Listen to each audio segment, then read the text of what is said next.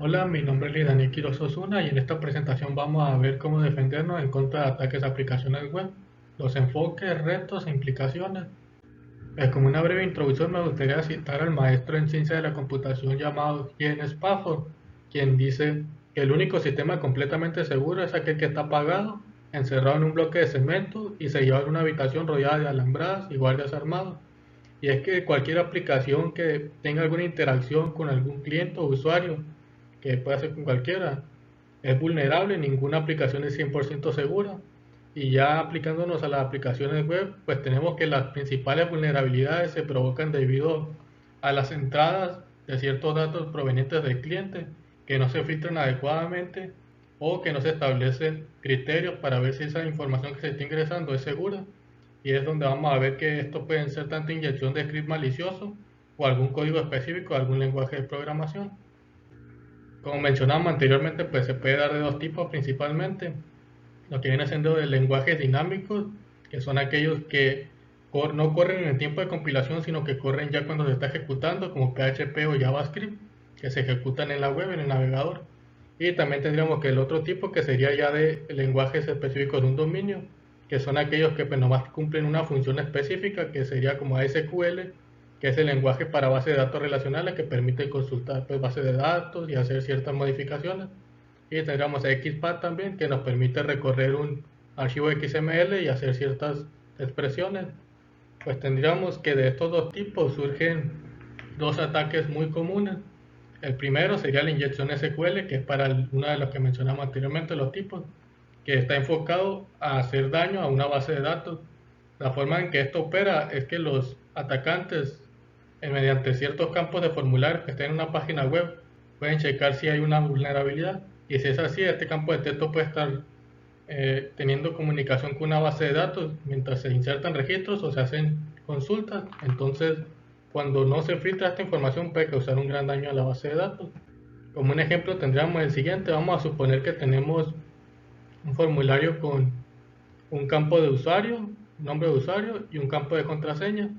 Vamos a suponer que el usuario puso como nombre de usuario alias y contraseña la que sea. Entonces ya en el backend nosotros hacemos la siguiente consulta, seleccionamos la contraseña de la tabla esta user data, donde la ID del usuario sea alias, para corroborar que ambas contraseñas coinciden y para ver si dejamos que el usuario se logue.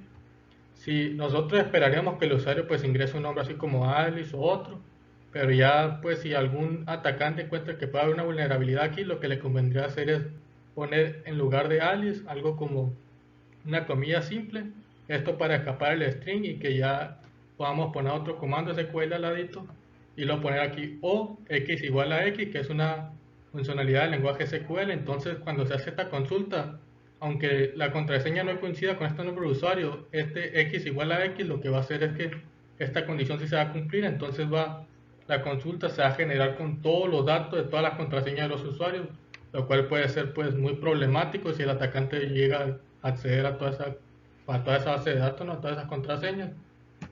Otro ejemplo que pues en el anterior teníamos que ver una consulta nada más, pero aquí podríamos hacer pues, por así decirlo, otro tipo de daño. Tenemos que el código de la aplicación empieza con una variable declarándose aquí. Luego esa variable se obtiene de lo que tiene el formulario, que se haya obtenido en un campo de un formulario. Por ejemplo, ingresa la ciudad donde esté una orden. Entonces esa variable se inserta aquí en una query que nosotros hacemos mediante, ponemos L, todos from, luego esta tabla donde la ciudad sea la ciudad que haya puesto el usuario aquí de orden. Entonces pues por así decirlo, el funcionamiento normal que esperaríamos es que el usuario meta pues una ciudad así tal cual, una palabra, y aquí ya pues en la consulta sería algo como esto, donde la ciudad sea Valencia. Pero ya pues un usuario malicioso lo que podría hacer es que además de Valencia escape el string y ponga el siguiente comando SQL, que sería borrar la tabla y esta que tenemos de órdenes. O también nos podrían borrar directamente toda la base de datos o hacer otras operaciones como insertar registros no válidos y podrían pues hacer un desastre. Luego tendríamos otro tipo de ataque, que es el que mencionamos, que ya es de lenguajes dinámicos. Pues este sería lo más común en JavaScript, que sería el cross-site scripting, que es cuando se inyecta código JavaScript en una aplicación web. Se puede dividir en varios tipos. Lo más común es el reflejado no persistente o el almacenado persistente. Tendríamos que en el reflejado tendríamos una situación similar, que el atacante puede encontrar dos campos de texto aquí en un formulario. Y aquí sí podemos fijarnos, acá abajito viene, vamos a suponer que nosotros aquí en primer nombre ponemos Luis, aquí en last name Quiroz. Entonces aquí sí, aquí cuando nosotros le aplastemos al Go y mandemos una petición post, nos va a dar una bienvenida a Luis Quiroz. Entonces el atacante puede darse cuenta de que este código, esta partecita se está generando dinámicamente y esos cambios, por así decirlo, se reflejan en nuestro navegador, no se guardan. Cuando esto sucede, lo que puede hacer, por así decirlo, el atacante, en lugar de meter un nombre o un apellido, es meter lo que viene siendo una etiqueta script, que es donde se empieza a ejecutar código JavaScript, y ahí poner lo que él quiera. Lo que comúnmente se hace es que en el script el atacante meta cierto código para obtener las cookies o información privilegiada del usuario, como contraseñas o algo así. Entonces, lo que hace además de hacer esto es usar ingeniería social, más específicamente el phishing. Empiezan a mandar muchos correos a distintos usuarios a ver si uno pesca, con lo que viendo siendo una URL que tiene incluido código JavaScript arriba. Entonces sería algo como esto, por ejemplo HTTP y un sitio que sea vulnerable, el index y la URL dinámica que se genera. Entonces aquí podría ser una variable, nombre, pero en lugar de poner un texto, por así decirlo, Luis, sería el código JavaScript que se encuentra aquí. Entonces, si un usuario en el correo cae en eso y le da clic al enlace, cuando él entra a la página va a entrar al sitio seguro, por así decirlo, pero aparte va a estar ejecutando el código JavaScript que ha introducido el atacante. Entonces le da clic y ya ahí ya se ejecuta el código y el código puede ser por eso que recupere esos cookies y esas cookies se manden al servidor de base de datos, por ejemplo, del atacante. Y ya con esas cookies el usuario atacante puede entrar y suplantar la identidad de su usuario y borrar, bueno, y robar toda la información que tenga, o información muy, pues, comprometedora, por así decirlo. Entonces, el otro tipo de datos ya es el almacenado. En este sí podríamos decir que es un poco más peligroso porque el anterior es que un usuario caiga y entre a ese URL para que se ejecute el código. Pero en este, si llega a pasar, cualquier usuario que entre a la página va a ejecutar ese código. Entonces, ¿cómo funciona? Si ponemos de ejemplo que entramos a una página, por ejemplo Facebook, aunque a Facebook no le va a pasar porque tiene medidas de seguridad, y en una foto nosotros ponemos un comentario, pero en lugar del comentario, ese comentario pues se guarda en alguna base de datos para que cuando se vuelva a recargar la página o otro usuario entre, ese comentario de nosotros aparezca. Si nosotros en lugar de poner un comentario normal ponemos igual un script JavaScript como el ejemplo este, pues tendríamos que cada que se recarga la página, el interpretador del navegador va a interpretar ese código como código exactamente y no como un comentario así tal cual de texto.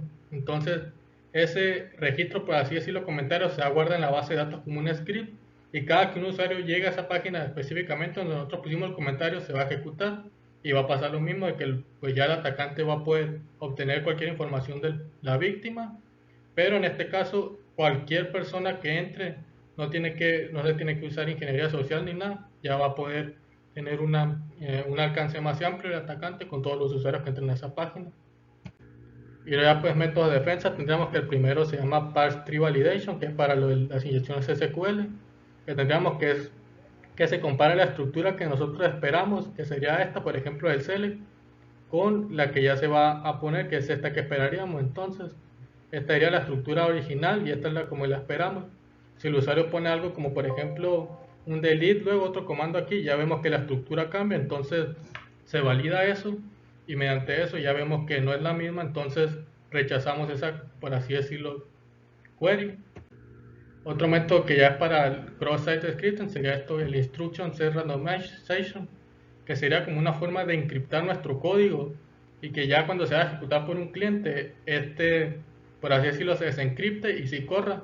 Y así un usuario atacante quiere ingresar, inyecta código, este código no se va a encriptar, por así decirlo, y ya cuando se desencripte, pues ya la página no lo va a ejecutar porque va a terminar como código basura que no pudo interpretar. Y ya pues los RAT teoría que pues cada día se descubren por así, bueno, cada día los atacantes encuentran nuevas formas de introducir código malicioso en las aplicaciones, ya sea utilizando variedad de lenguajes y técnicas. Pues estos ataques los primeros, el del cross-site scripting, desde que empezó la web, por así decirlo, fueron de los más comunes en el empiezo, pero se han desarrollado muchos ataques con el paso del tiempo. Y ya por otra conclusión que tiene aquí este artículo es que para que una herramienta de seguridad se utilice en la práctica debe proporcionar algún valor al usuario. En particular, el valor debe compensar el costo de su uso. Y esta sería la referencia al artículo que utilicé para hacer esta presentación. Gracias por ver el video.